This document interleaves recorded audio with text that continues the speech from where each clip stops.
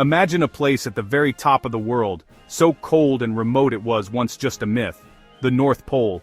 For centuries, it was the last blank spot on the map, the ultimate test of human courage. By the late 1800s the world had been explored, but the pole remained untouched, a final frontier. Reaching it became a symbol of national pride and scientific achievement. The country that got there first would be seen as the most daring and advanced. The drive to conquer the pole was immense. It was the last great geographical prize. For explorers, it was about pushing the limits of survival, not finding riches. Nations like the United States, Norway, and Italy backed expeditions, seeing the race as a peaceful battle for prestige. Scientists were desperate for answers. Was the pole land or sea? What secrets did the Arctic hold? The only way to find out was to go and survive. Many would try, and many would fail. Some would pay the ultimate price, lost to the ice forever.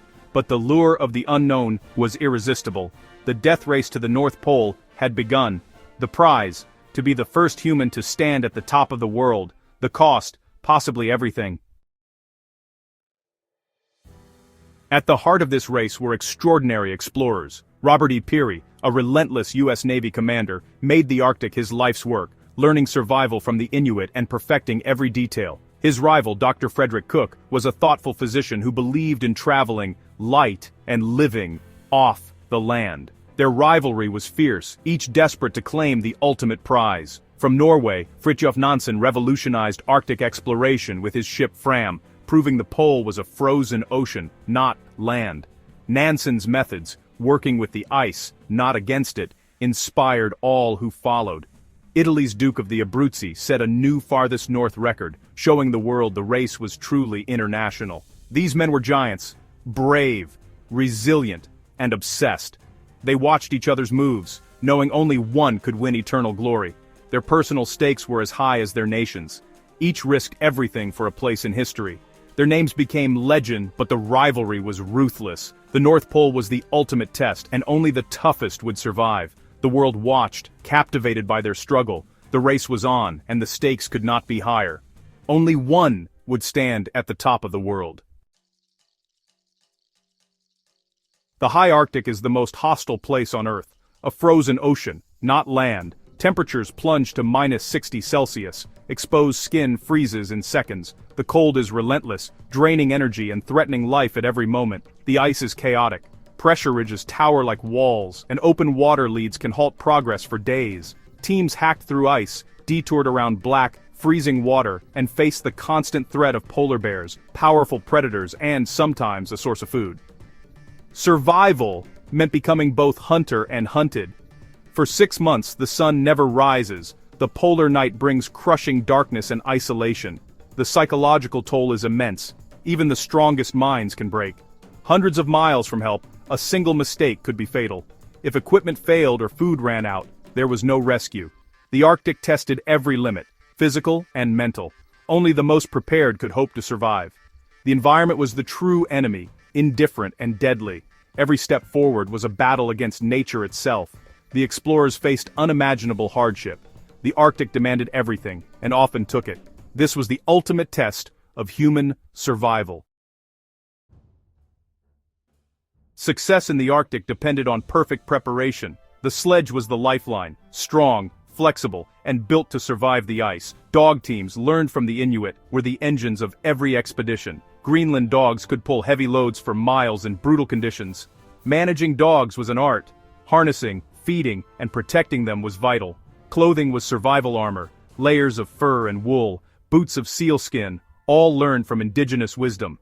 Every night, gear had to be dried and checked, no matter how exhausted the team.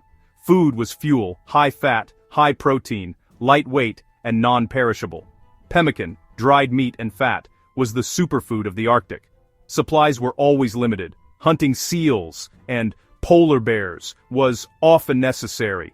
Living off the land was risky, but essential for journeys lasting months. Every detail mattered. One mistake could mean death. The explorers' survival depended on their ability to adapt and learn. The harsh environment allowed no second chances. Only those who mastered every skill could hope to reach the pole. Determination and ingenuity were as important as strength. The path to the pole was paved with failure and hard-won lessons. Peary's early expeditions ended in disaster, stranded on drifting ice, losing supplies and toes to frostbite. He learned the ice was unpredictable and always had a backup plan. The Italian Duke of the Abruzzes team set a new record, but lost men and dogs to exhaustion and starvation. Speed and brute force weren't enough. Careful management of resources, especially dogs, was vital. Nansen's Fram expedition proved a small, well-equipped team could survive, but getting back was as hard as getting there. Living off the land was possible, but only with skill and luck. Each failure built a library of knowledge for those who followed. Peary developed the Peary System. Large support teams, supply caches, and smaller advance parties to break trail. The Inuguit people's expertise became essential. Guides, hunters, and survival experts. Every painful setback brought explorers closer to solving the puzzle of the pole. The Arctic punished mistakes without mercy. Only those who learned from failure survived to try again. The race was as much about adaptation as ambition. Every lesson was paid for in blood, sweat, and sometimes lives. Pain was the price of progress. By 1908, Peary was ready for his final attempt, his 8th Arctic expedition. He had the Roosevelt, a ship built to smash through the ice, and a plan honed by 20 years of experience. With a massive team, 19 sledges, and 133 dogs, he launched his assault in March 1909. Support parties broke trail and carried supplies, turning back at set points and leaving the best dogs for the final push. The last team, Peary, Matthew Henson, and 4 Inuit men. Henson, Peary's trusted companion, was a master sledge driver and spoke the Inuit language. On April 1st, the last support party turned back. Peary's group was alone for the final 135 miles. They made incredible speed, aided by good weather and improved ice. On April 6, 1909, Peary took his readings. They had reached the pole, or so he believed. The pole at last, he wrote. The dream of centuries, finally achieved. They planted flags, took photos, and made observations. After 30 hours, they began the dangerous journey back. Using their built trail and igloos, they returned to the Roosevelt by April 27, exhausted but triumphant. Peary believed he had won the greatest race of his life, but the story was far from over. As Peary returned, a shock awaited him. Dr. Frederick Cook claimed he'd reached the pole a year earlier. Cook's story was dramatic, a lightweight dash with 2 Inuit companions, surviving a winter in an ice cave. The world was captivated. Cook was hailed as a hero. For a moment he was the most famous man alive, but Peary fought back, calling Cook a fraud. The controversy exploded. Supporters on both sides battled for the truth. Cook's records were missing. His companions' stories conflicted. When his previous fraudulent claim about Mount McKinley surfaced, his reputation collapsed. Peary presented his records to experts. They were accepted at the time. The establishment sided with Peary, and Cook faded into disgrace. The world celebrated Peary as the conqueror of the pole, but doubts lingered. Was either man truly first? The race's outcome was now shrouded in controversy.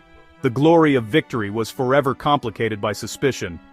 The North Pole's conquest became one of history's great mysteries. For decades, Peary was celebrated as the first at the pole. Cook was dismissed as a fraud. But as years passed, doubts grew about Peary's claim. After the last witness turned back, only Peary could verify his navigation. Experts questioned the incredible speeds he claimed and the brevity of his diary entries. Some believe he may have fallen short by up to 60 miles. Others defend his achievement, citing perfect conditions and sound navigation. Cook's claim remains weaker, but some still believe he was the victim of a smear campaign.